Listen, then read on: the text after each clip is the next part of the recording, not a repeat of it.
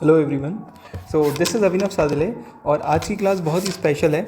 आज की क्लास में हम अकाउंटेंसी में पार्टनरशिप के चैप्टर 1, पार्टनरशिप के अंदर टोटल 5 चैप्टर्स है, इसमें से चैप्टर नंबर 1 और चैप्टर नंबर 2 का एक वन शॉट रिवीजन करने जा रहे हैं। तो सबसे पहले जो चैप्टर नंबर 1 है उसका नेम है पार्टनरशिप फंडामेंटल। Partnership fundamental. और जो चैप्टर नंबर 2 हमें पढ़ना है, ये इसका नेम है change in profit sharing ratio among the existing partners. हमें ऐसा लगता है कि ये जो रिवीजन है ये उन लोगों के लिए ज़्यादा बेटर होगा, फ्रूटफुल होगा जो कि एग्ज़ाम के एक दिन पहले पढ़ रहे हैं, यानी कि मेनली उन लोगों के लिए जो इसको पढ़ चुके हैं। मतलब फ़र्स्ट टाइम अगर पढ़ रहे हो तो मुश्किल हो सकती है, बट जो रिवीजन के लिए बैठ रहा है तो उसके लिए एकदम सूटेबल है। तो सबसे पहले हम शुरू करते हैं चैप्टर नंबर 1 से। Chapter 1 partnership fundamental. तो देखो, पार्टनरशिप फंडामेंटल का मतलब होता है बेसिक। तो सबसे पहले इसमें भी हम पढ़ते हैं इंट्रोडक्शन क्या होता है। इंट्रोडक्शन में हमें बताया है कि इसके पहले जो 11th क्लास में हमने पढ़ा है वहाँ पर सोल प्रोपराइटरशिप की अकाउंटिंग थी, और सोल प्रोपराइटर का मतलब था, सोल का मतलब था सिंगल, प्रोपराइटर का मतलब था ओनर। तो एक ऐसा बिजनेस जहाँ पर एक ही पर्सन काम करता है वो सोल प्रोपराइटरशिप बिजनेस था। वहाँ पर जो कैपिटल होती थी वो लिमिटेड कैपिटल होती थी, और जो लाइबिलिटी होती थी वो अनलिमिटेड लाइबिलिटी होती थी। अच्छा, क्या कैपिटल यहाँ लिमिटेड नहीं होगी पार्टनरशिप में? तो हाँ, लिमिटेड यहाँ भी होगी, बट पहले से थोड़ी ज़्यादा होगी। अगर कोई पहले सिंगल पर्सन 5 लाख रुपए कैपिटल लगा सकता था, तो अब 4 लोग मिलकर 20 लाख तो लगा सकते हैं ना। क्या यहाँ पर अनलिमिटेड लाइबिलिटी नहीं होगी? तो डेफिनेटली यहाँ भी लाइबिलिटी अनलिमिटेड ही होगी। बस ये था कि पहले लाइबिलिटी एक ही पर्सन को बियर करनी पड़ती थी, मतलब प्रॉफिट या लॉस के लिए भी एक ही पर्सन था, बट अब लोग शेयर कर सकते हैं, तो ये एक फ़ायदा है, बर्डन कम हो जाएगा। ठीक है, यहाँ पर और पहले क्या होता था, लिमिटेड मैनेजरियल स्किल होता था। लिमिटेड मैनेजरियल स्किल्स का मतलब होता है कि एक ही पर्सन को सब कुछ मैनेज करना था। हाँ, ये बात ठीक है कि स्टाफ लगा सकते हैं, लेकिन मेन जो मालिक, जो ओनर है, वो तो सिंगल होता था, तो डिसीजन उसको लेना होता था। तो ये क्या थी, लिमिटेशन थी। किस चीज़ की लिमिटेशन थी? ये सोल प्रोपराइटरशिप बिजनेस की। ठीक है, अब क्या होगा, हम पढ़ेंगे पार्टनरशिप। तो पार्टनरशिप को क्यों बनाया जाता है?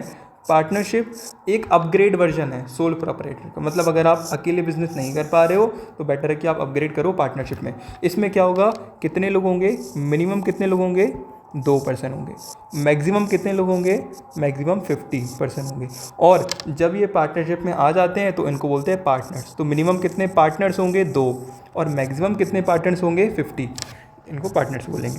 अच्छा, क्या 50 से ज़्यादा पार्टनर नहीं हो सकते हैं? नो। तो ये किस में लिखा है भाई, कहाँ लिखा हुआ है कि 50 पार्टनर हो सकते हैं मैक्सिमम? तो देखो, ये हमारा पार्टनरशिप एक्ट में नहीं लिखा है, तो ये कहाँ लिखा है, हमारा कंपनीज एक्ट में लिखा है। तो याद रखना, rule 10 of the companies,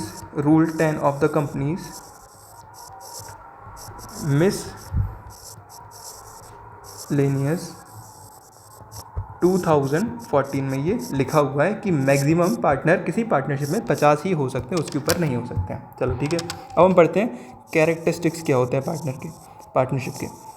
characteristics of partnership. तो पार्टनरशिप की क्या कैरेक्टरिस्टिक्स होते हैं? पहला तो हमें खुद ही समझ में आ रहा है कि मिनिमम कितने पर्सन होने चाहिए, मिनिमम 2 पर्सन, कम से कम 2 लोग होना चाहिए। ठीक है, दूसरा एग्रीमेंट। दूसरा कैरेक्टरिस्टिक होता है एग्रीमेंट। देखो, सोलो प्रोप्राइटरशिप बिजनेस में कोई एग्रीमेंट नहीं होता है। एग्रीमेंट का मतलब एक कोई रिटन, एक डीड, एक टर्म्स एंड कंडीशन जिसमें लिखा जाए। तो ये 100 रुपये वाला जैसे स्टाम्प होता है ना, अब यहाँ होगा। ऐसा क्यों होगा? क्योंकि यहाँ पर लोग हैं, एक से ज़्यादा लोग हैं, तो जहाँ लोग हैं, पार्टनरशिप है, वहाँ डिस्प्यूट के चांसेस भी हैं, और डिस्प्यूट के चांसेस हैं तो बेटर है कि हम वो सारी चीज़ें पहले से लिख कर चलें, सारी टर्म्स एंड कंडीशन लिख कर चलें। तो यहाँ पर क्या बनती है, यहाँ बनती है पार्टनरशिप डीड, जैसा तुम लोगों ने पढ़ा होगा। ये पार्टनरशिप डीड कैसी हो सकती है? ये ओरल भी हो सकती है और रिटन भी हो सकती है। क्या बेटर होता है? रिटन डीड हो वो बेटर होता है। ठीक है भाई। अच्छा, एक और बात है, what if there is no deed, अगर पार्टनरशिप डीड नहीं है तो क्या होगा, कोई बात नहीं। तो जो प्रॉफिट शेयरिंग रेशियो है, क्या बोला हमने, जो प्रॉफिट शेयरिंग रेशियो है वो होगा बराबर, इक्वली। यानी कि अगर ए और बी दो पार्टनर है तो इनका रेशियो होगा इक्वल। अगर सी भी पार्टनर है तो 1-1-1 हो जाएगा। यानी अगर 60 रुपये का प्रॉफिट करें तो 20-20-20 लेंगे, ठीक है। अच्छा, और क्या रूल है इसके अलावा, दूसरा रूल ये होगा, अगर डीड नहीं है तो no salary will be given to any partner. मतलब किसी भी पार्टनर को कोई सैलरी नहीं दी जाएगी। देखो, दो तरह के पार्टनर होते हैं, एक होता है एक्टिव पार्टनर और दूसरा होता है स्लीपिंग पार्टनर। एक्टिव पार्टनर वो होता है भाई जो कि एक्टिवली पार्टिसिपेट करता है बिजनेस को, मतलब वो डेली आता है, सब कुछ मैनेज करता है, ठीक है, तो वो एक्टिव पार्टनर। स्लीपिंग पार्टनर वो हुआ जो कि क्या करते हैं, कैपिटल इन्वेस्ट करते हैं, पैसा लगाया और फिर लास्ट में आते ईयर के एंड में किसके लिए, प्रॉफिट दे दो हमारा। तो ऐसे पार्टनर को बोलते हैं स्लीपिंग पार्टनर। तो जो एक्टिव पार्टनर होता है इसको सैलरी भी दी जाती है, डेफिनेटली देनी भी चाहिए, क्योंकि अगर ये लोग अपना फुल टाइम दे रहे हैं बिज़नेस को तो सैलरी मिलती है। एक और रीज़न है सैलरी मिलने का, ये इस पार्टनरशिप बिजनेस में काम ना करके किसी दूसरी जगह पर किसी कंपनी में जॉब करते, वहाँ से भी सैलरी मिलती ना, तो ये कहते हैं हम अपना टाइम यहाँ इन्वेस्ट कर रहे हैं, हमें यहाँ से सैलरी चाहिए, तो इनको सैलरी मिलती है, ठीक है। बट अगर पार्टनरशिप डीड नहीं है, what if there is no deed, अगर पार्टनरशिप डीड नहीं है तो नो सैलरी, यानी कि आपको कोई सैलरी नहीं मिलेगी। नो मैटर आप 24 घंटे काम करो, आपको सैलरी नहीं मिलेगी क्योंकि देयर इज़ नो डीड। तीसरी बात करते हैं, interest on capital, very important, पढ़ा होगा तुम लोगों ने। इंटरेस्ट ऑन कैपिटल होता क्या है, शॉर्ट में बता देते हैं। तो जो हमारी कैपिटल होती है, कौन कैपिटल लगाता है, प्रोपराइटर कैपिटल लगाता है। कहाँ पर पैसा इन्वेस्ट करता है, फर्म में पैसा इन्वेस्ट करता है, इसको कैपिटल बोलते हैं। फर्म बदले में क्या देती है प्रोपराइटर को, इंटरेस्ट ऑन कैपिटल देती है। प्रोपराइटर बोलता है, जो पार्टनर है वो बोलता है, भाई अगर ये पैसा हम बिज़नेस में ना लगाकर अगर हम किसी बैंक में एफडी बनवाते हैं, ये हमारा कोई सपोज़ ये बैंक में अगर हम इसकी क्या बनवाते, एफडी बनवाते, तो वहाँ से हमें कुछ 13% इंटरेस्ट मिलता, सपोज़ 8% का इंटरेस्ट मिलता। तो अगर हम अपना बैंक में ये 5 लाख रुपए जमा करते जो कि हम यहाँ कैपिटल की फॉर्म में लगा रहे हैं, तो वहाँ से हमें इंटरेस्ट मिलता। सेम इंटरेस्ट वो बिज़नेस से डिमांड करता है। तो जब बिज़नेस क्या देता है, जब फर्म क्या है पार्टनर को इस कैपिटल पर इंटरेस्ट देती है, उसको बोलते हैं इंटरेस्ट ऑन कैपिटल, ठीक है ना। बट ये कब मिलता है, जब डीड हो। तो इंटरेस्ट ऑन कैपिटल के लिए क्या बोलेंगे हम, if there is no deed, no interest on capital will be given. क्या, no interest on capital will be given because there is no deed. अच्छा, fourth case, interest on drawing, तो उसका भी हो जाएगा no interest on drawing. Interest on drawings भी क्या होगी, will not be charged. Interest on drawings will not be charge, ठीक है। इंटरेस्ट ऑन ड्राइंग के साथ अपोजिट केस होता है। देखो, ये पार्टनर हो गए, ये फर्म हो गई है, पार्टनर ने पैसे निकाले तो फर्म से पार्टनर को पैसा गया, इसको क्या बोलेंगे, ड्राइंग्स, पर्सनल यूज़ के लिए पैसा निकालते हैं, पड़ा होगा। अब पार्टनर क्या करेगा, बदले में फर्म को पैसा देगा, वो उसको बोलेंगे इंटरेस्ट ऑन ड्राइंग। जिस तरह से पार्टनर ने कैपिटल लगाई फर्म में और फर्म को बदले में इंटरेस्ट ऑन कैपिटल देना पड़ रहा है, उसी तरह से जब फर्म पार्टनर को पैसे देती है ड्राइंग्स के, तो पार्टनर से कहती है कि अब तुम भी हमें इंटरेस्ट ऑन ड्राइंग दोगे, ठीक है। तो अगर डीड नहीं है तो क्या होगा, no interest on drawing will be charge. तो केस अलग अलग है। इंटरेस्ट ऑन कैपिटल गिवन दिया जाता है, no interest on capital will be given to partner, ठीक है। इसके बाद आगे बढ़ते हैं। Now fifth, no new partner can be admitted. No new partner can be admitted without the consent of all the existing partners। मतलब कि जब तक जितने भी पार्टनर फॉर्म में हैं, जब तक उनकी हाँ ना हो जाए तब तक कोई नया पार्टनर आ नहीं सकता है। No new partner can be admitted without the consent of all the existing partner. यानी ए बी सी पार्टनर हैं और ये चाह रहे हैं कि सी कह रहा है कि भाई डी को एडमिट कर लो, बी भी एग्री हो गया बट ए ने मना कर दिया, तो डी को हम पार्टनर नहीं बना सकते हैं। यानी सबका, ए की, बी की, सी की, सबकी हाँ होगी तभी डी को हम पार्टनर एडमिट कर सकते हैं। ठीक है। तो हमने क्या चीज़ सीखी, no new partner can be admitted without the consent of all the existing partner. ये तो एक पार्टनर का राइट भी होता है और पार्टनरशिप डीड नहीं हो तो भी ऐसा होता है, डीड हो तो भी ऐसा होता है। ये तो बाय डिफ़ॉल्ट है, नो मैटर डीड हो या ना हो, इसको बोलते हैं बाय डिफ़ॉल्ट। ये तो होगा ही होगा। अच्छा, इसके बाद फिर और क्या होगा, बहुत इंपॉर्टेंट पॉइंट, सबसे इंपॉर्टेंट पॉइंट है, इट्स वेरी इंपॉर्टेंट, क्या कि if a partner has given loan to the firm, अगर पार्टनर ने क्या दिया है, फर्म को लोन दिया है टू द फर्म, ठीक है, then he is entitled to get interest on such loan. उस पार्टनर को क्या मिलेगा, इंटरेस्ट मिलेगा सच लोन पर, ठीक है, eight the rate of 6% per annum. ये बहुत इंपॉर्टेंट है, पूछ लिया जाता है। अगर किसी पार्टनर ने क्या किया है, किसी पार्टनर ने लोन दिया है, किसको लोन दिया है, फर्म को, तो उस पार्टनर को क्या मिलेगा, उस लोन पर इंटरेस्ट मिलेगा, किस रेट से, 6%। अगर डीड नहीं है तो, एग्रीमेंट नहीं है तो, देखो क्या होता है, जल्दी से समझते हैं। ये फर्म हो गई है, ये हो गए हमारे पार्टनर, ठीक है, ये मिस्टर ए, और जल्दी से मिस्टर बी को भी बना लेते हैं। अब देखो, फर्म को चाहिए है 5 लाख रुपए, इस टाइम पर अर्जेंट ज़रूरत है 5 लाख रुपए की, तो 3 लाख रुपए तो कैपिटल के फॉर्म में अवेलेबल हैं, बट 2 लाख रुपए की अभी भी कमी पड़ रही है। तो डिसाइड हुआ कि 2 लाख रुपए का लिया जाएगा लोन। तो मिस्टर ए और बी दोनों मिलकर लोन लेने के लिए जा रहे थे। कहाँ लोन लेने के लिए जा रहे थे, बैंक में जा रहे थे लोन लेने के लिए। ये लोग रास्ते में ही थे। इतने में क्या हुआ, ए थोड़ा ज़्यादा अमीर है, तो ए ने कहा भाई एक काम करते ना, हम बैंक लोन लेने जाएंगे, तो बैंक वाले कितना इंटरेस्ट दे रहे हैं, 10% पर एनम का इंटरेस्ट हमें बैंक लोन पर देना पड़ेगा, क्यों ना हम लोन दे दें। ए ने ऑफ़र किया कि हम लोन दे देते हैं फर्म को, बट हमारी ये कंडीशन है, कंडीशन ये है कि जिस तरह से हम लोग बैंक से लोन लेते तो बैंक को रेगुलरली इंटरेस्ट देते ना, नो मैटर प्रॉफिट कितना हो, लॉस कितना हो, वही सेम इंटरेस्ट हमें चाहिए। यानी कि इसको बोलते हैं चार्ज अगेंस्ट प्रॉफिट। क्या बोलेंगे इसको, चार्ज अगेंस्ट प्रॉफिट। क्या चार्ज अगेंस्ट प्रॉफिट है, interest on partners loan. Interest on partners loan कितना क्या होता है, चार्ज अगेंस्ट प्रॉफिट। और भाई ध्यान रखना, चार्ज अगेंस्ट प्रॉफिट वाले सारे आइटम जाते हैं P&L अकाउंट में, डेबिट साइड। यानी कि जो पार्टनर लोन है ये P&L अप्रोप्रिएशन में नहीं जाएगा, ये जाएगा P&L अकाउंट में, किस साइड, डेबिट साइड, ठीक है ना। तो अगर किसी पार्टनर ने फर्म को लोन दिया है, तो पार्टनर ने, ए ने फर्म को लोन दिया है,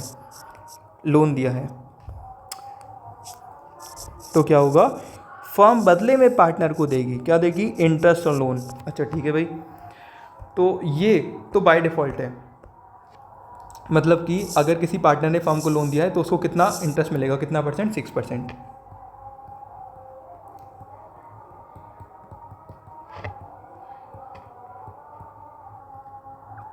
पार्टनर के पास कुछ और भी राइट होते हैं, या डीड, एब्सेंस ऑफ डीड के केस में रूल होते हैं। वो ये होगा कि एवरी पार्टनर,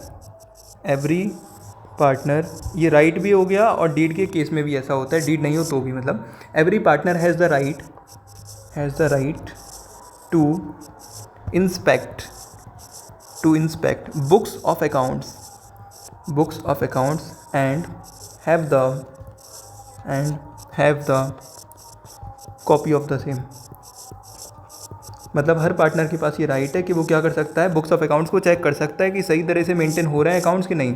ऐसा ना हो कि अगर वो स्लीपिंग पार्टनर है तो गलत तरीके से अकाउंट्स मेंटेन किए जा रहे हैं, उसको कुछ और ही दिखाया जा रहा है। तो ये भी हर पार्टनर के पास राइट होता है, ठीक है। और एब्सेंस ऑफ डीड में भी ऐसा किया जाता है। अब हम कुछ राइट्स की बात कर लेते हैं, एक पार्टनर के पास राइट्स क्या होते हैं। तो देखो, पहला राइट तो यही सेम हो जाएगा। कुछ राइट देखो हम लिख नहीं रहे हैं, हम डिस्कस वैसे बता देते हैं। हर पार्टनर के पास ये राइट है कि वो नए पार्टनर के एडमिशन को डिसअलाउ कर सकता है। कोई नया पार्टनर आना चाह रहा है, वो मना कर देगा, उसके पास राइट है। दूसरा राइट ये है कि वो बुक्स ऑफ अकाउंट्स को चेक कर सकता है और उसकी कॉपी रख सकता है, जो हमने अभी बताया। तीसरा पार्टनर के पास ये राइट है कि वो प्रॉफिट और शेयर्स लॉसेस को शेयर करेगा एग्रीड रेशियो में, जो भी रेशियो डिसाइड हुआ उसमें प्रॉफिट लॉस को शेयर करेगा, ठीक है। अगला राइट ये है कि पार्टनर वो बिजनेस के कंडक्ट में पार्टिसिपेट कर सकता है। तो ये कुछ राइट है। नाउ नेक्स्ट टॉपिक हमें पढ़ना है पार्टनरशिप डीड। तो अब हम पढ़ेंगे पार्टनरशिप डीड के बारे में। पार्टनरशिप डीड का एक और भी नेम होता है, इसको आर्टिकल्स ऑफ पार्टनरशिप भी बोलते हैं। It is also known as articles of partnership. क्या होता है पार्टनरशिप डीड? तो जैसा हमने बताया कि जो पार्टनर होते हैं वो आपस में टर्म्स एंड कंडीशन अपनी पहले ही डिसाइड कर लेते हैं। तो जिस जगह पर टर्म्स एंड कंडीशन मेंशन होती हैं उस डॉक्यूमेंट को हम बोलते हैं पार्टनरशिप डीड, ठीक है। तो पार्टनरशिप डीड एक ऐसी जनरली एक डॉक्यूमेंट होती है। अगर ये रिटन में है तो ये क्या होती है, एक डॉक्यूमेंट होती है जिसमें क्या होती है, सारी टर्म्स एंड कंडीशन लिखी होती है, कुछ पॉइंट्स लिखे होते हैं। तो सबसे पहला पॉइंट क्या लिखा होता है? सबसे पहला पॉइंट लिखा होता है कि name and address of the business. Name and address of the business मतलब कि ये लिखा होगा कि बिजनेस का नेम क्या है, बिजनेस का नेम क्या है, किस नेम से बिजनेस है, कंपनी का नेम क्या है, और उसका एड्रेस क्या है, एड्रेस क्या है। Second, nature of the business. Nature of the business देखो, नेचर ऑफ द बिजनेस से समझ में आ रहा है कि किस चीज़ का काम करती है फर्म, जो है हमारी जो कंपनी है वो किस चीज़ में डील करती है, ठीक है। फिर थर्ड पॉइंट होगा नेम ऑफ द पार्टनर। अभी तो बिजनेस की बात हुई, अब किसकी बात होगी, पार्टनर की। तो नेम ऑफ द पार्टनर और साथ में एड्रेस, तो name and address of the partner, name and address of the partner. अब पार्टनर की बात होगी कि पार्टनर का नाम क्या है और कहाँ कहाँ रहते हैं वो लोग। अगला पॉइंट क्या होगा, पार्टनर की बात हो गई। अब बात ये होगी कि किस पार्टनर ने कितनी कैपिटल लगाई है। तो capital contributed by each partner, capital contributed by each partner, ठीक है। तो किसने कितनी कैपिटल लगाई। नेक्स्ट पॉइंट होता है interest on capital.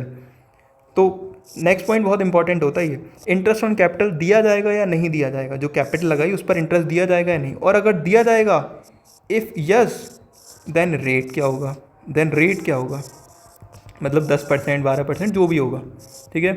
Now next point क्या होता है डीड में, तो 6 पॉइंट होता है लिमिट ऑफ ड्राइंग्स। क्या होता है, limit of drawings. Limit of drawings का मतलब ये होता है कि एक पार्टनर मैक्सिमम कितने पैसे विड्रॉ कर सकता है। पता है कभी कभी ऐसा भी हो चुका है जब ये चीज़ सेट नहीं की गई थी, ए ने लगाए 2 लाख, बी ने लगाए 3 लाख। ए ने ड्राइंग्स कर ली, कितनी ड्राइंग्स कर ली है, 4 लाख रुपए की। कैसे, 2 लाख अपने निकाले और बाद में 2 लाख रुपए बी के भी निकाल लिए, ठीक है। तो इस चीज़ से बचने के लिए एक लिमिट सेट कर दी गई कि आप मैक्सिमम कितना विड्रॉ कर सकते हो। जनरली क्या होता है, एक लिमिट सेट कर दी जाती है जो कि कैपिटल से भी कम होती है, कि आप उससे ज़्यादा एक्सीड ना करो। 7th, अगला पॉइंट होता है इंटरेस्ट ऑन ड्राइंग्स, ठीक है। देखो लर्न करने का तरीका, सबसे पहला क्या हो गया, name and address of the business, फिर किस चीज़ का बिजनेस है, फिर पार्टनर का नेम क्या है, उनका एड्रेस क्या है, किसने कितनी कैपिटल लगाई, उस पर इंटरेस्ट ऑन कैपिटल मिलेगा या नहीं, अगर मिलेगा तो कितना %, फिर ड्राइंग्स की लिमिट, क्या ड्राइंग्स की जा सकती है तो वो कितने लिमिट तक, फिर इंटरेस्ट ऑन ड्राइंग कितना चार्ज किया जाएगा। ये बात बहुत ध्यान रखना, इंटरेस्ट ऑन ड्राइंग चार्ज किया जाता है और इंटरेस्ट ऑन कैपिटल अलाउड किया जाता है। इंटरेस्ट ऑन अलाउड का मतलब दिया जाता है, कौन किसको देता है, फर्म पार्टनर को, और इंटरेस्ट ऑन ड्राइंग में उल्टा है, पार्टनर फर्म को देता है, ठीक है। आगे पढ़ेंगे इनकी एंट्री वगैरह। तो इंटरेस्ट ऑन ड्राइंग चार्ज किया जाएगा, तो इसका रेट क्या होगा, रेट कितना होगा, ठीक है ना। अगला पॉइंट क्या होगा, सैलरी। सैलरी का मतलब है कि क्या किसी पार्टनर को सैलरी दी जाएगी। जनरली किसको सैलरी दी जाती है, अभी हमने बताया था एक्टिव पार्टनर को।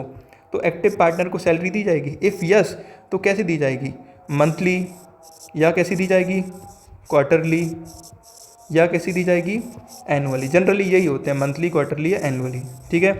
Next point, commission. क्या किसी पार्टनर को कमीशन दिया जाएगा, इफ़ यस है तो किसको दिया जाएगा, जैसे ए को, बी को, ठीक है। और साथ में रेट, किस रेट पर दिया जाएगा, जैसे कि 5%, 10%।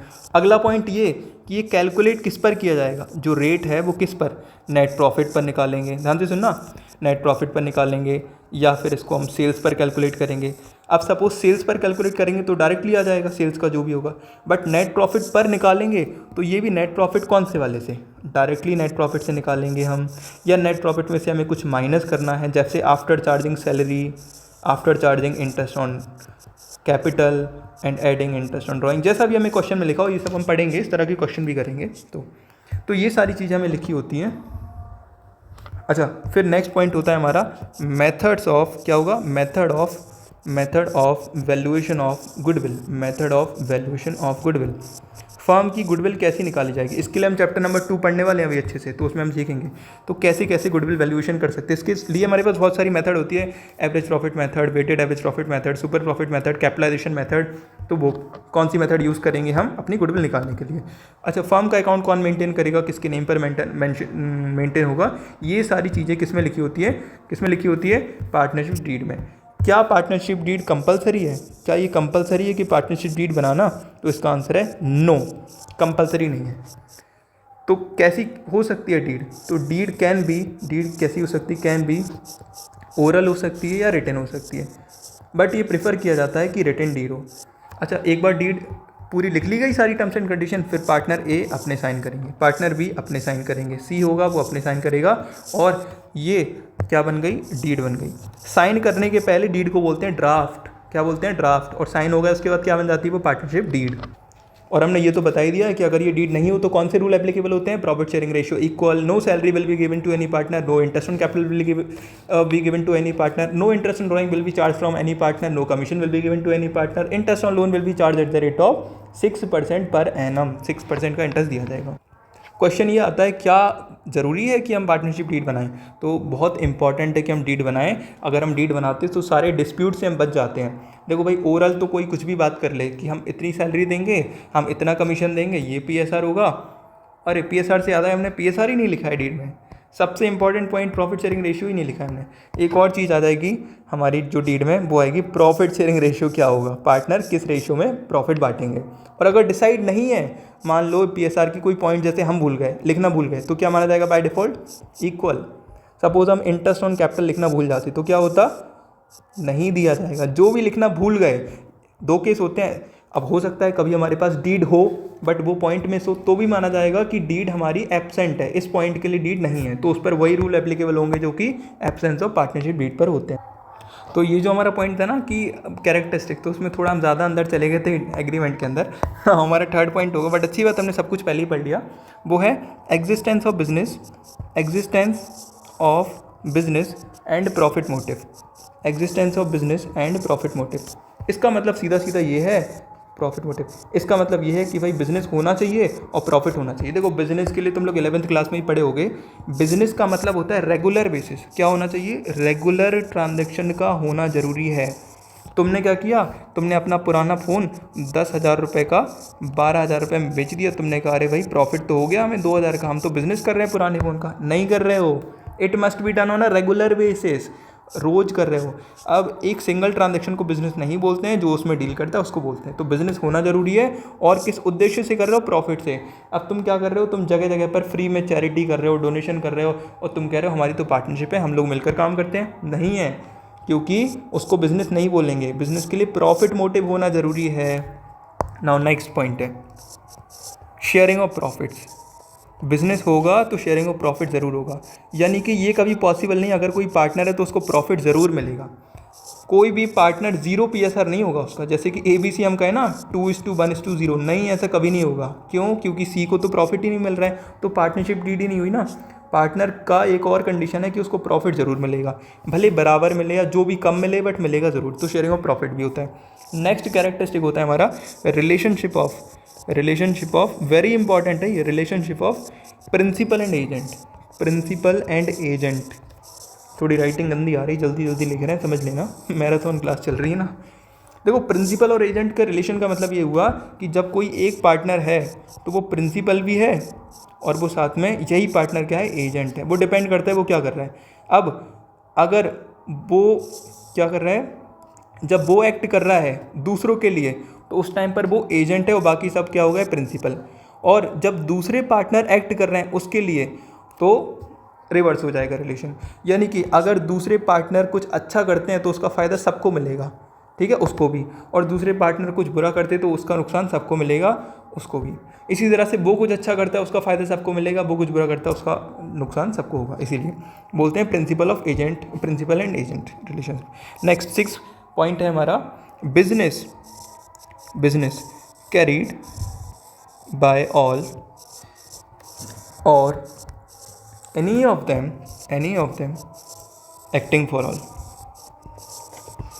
इसका मतलब ये होता है कि business carried on by all, या तो सब लोग मिलकर बिजनेस चला रहे हैं, या एनी ऑफ देम मतलब ये नहीं कि सिर्फ एक, हाँ कुछ लोग मिलकर, एनी ऑफ देम कुछ लोग मिलकर बिजनेस चला रहे हैं सबके बिहाफ पर। बिल्कुल ऐसा होता है, स्लीपिंग पार्टनर के केस में होता है, वो तो आराम से सो रहा है, उसको प्रॉफिट मिल रहा है। तो ज़रूरी नहीं कि जितने पार्टनर हो सब लोग एक्ट करें, सब मिलकर बिजनेस चलाएं, कुछ लोग चला रहे हैं किसी और के बिहाफ पर भी। लास्ट और 7th कैरेक्टरिस्टिक है नो सेपरेट, क्या है, नो सेपरेट एग्जिस्टेंस। बोला जा रहा है कि नो सेपरेट एग्जिस्टेंस मतलब कि पार्टनरशिप बिजनेस अलग नहीं है। पार्टनरशिप जो फर्म है और जो पार्टनर है वो क्या है, अलग नहीं है, वो कौन है, सेम है, ऐसा बोला जा रहा है। हाँ भाई ये बात सही है, फर्म और पार्टनर क्या होंगे, सेम होंगे, एक ही माना जाएगा। किसके पॉइंट ऑफ व्यू से, लीगल पॉइंट ऑफ व्यू से, लॉ के अकॉर्डिंग। लॉ की नज़रों में क्या है कि पार्टनर हो या फर्म हो वो एक ही है।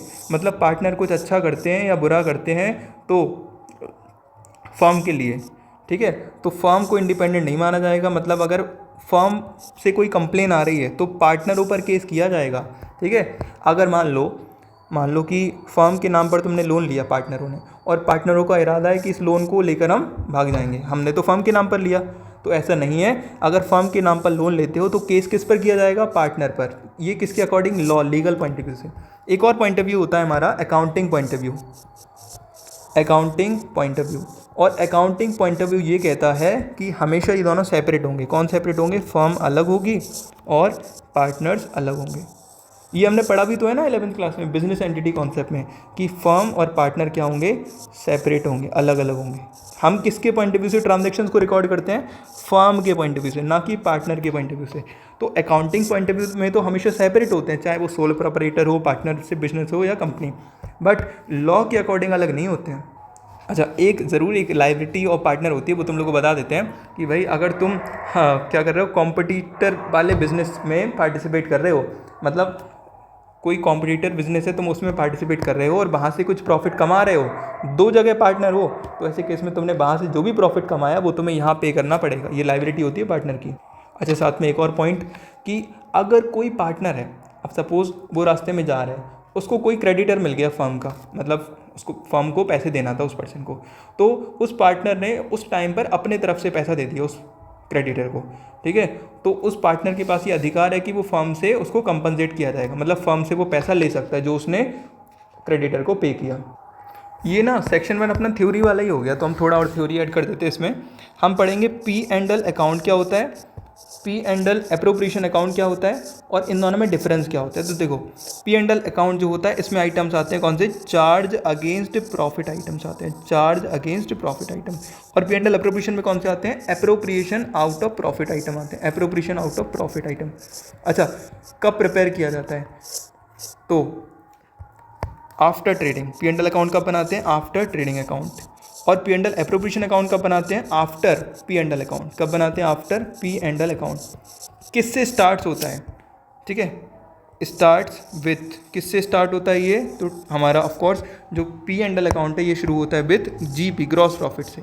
और जो ये हमारा कौन सा P&L एप्रोप्रिएशन अकाउंट है ये होगा स्टार्ट्स विथ, किससे स्टार्ट होगा ये, नेट प्रॉफिट से, नेट प्रॉफिट से ये शुरू होता है।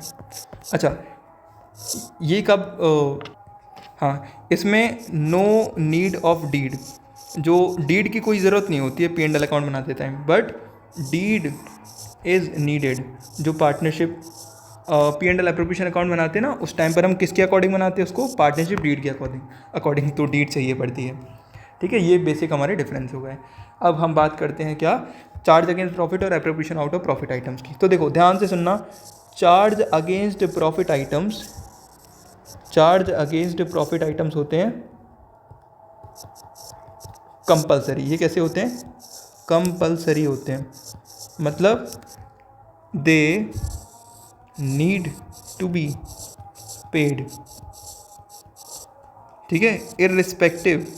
ये मतलब नहीं है whether firm earns profit or loss, चाहे आप प्रॉफिट कमाओ या लॉस कराओ या करो, ये आपको देना ही पड़ेगा। कुछ ऐसे एक्सपेंस नहीं होते जो हमें देना ही है, मतलब नहीं है कि हमने प्रॉफिट किया है लॉस किया। तो ऐसे सारे आइटम्स को हम शो करते हैं पी एंड एल अकाउंट में। किस साइड शो करते हैं? Debit side.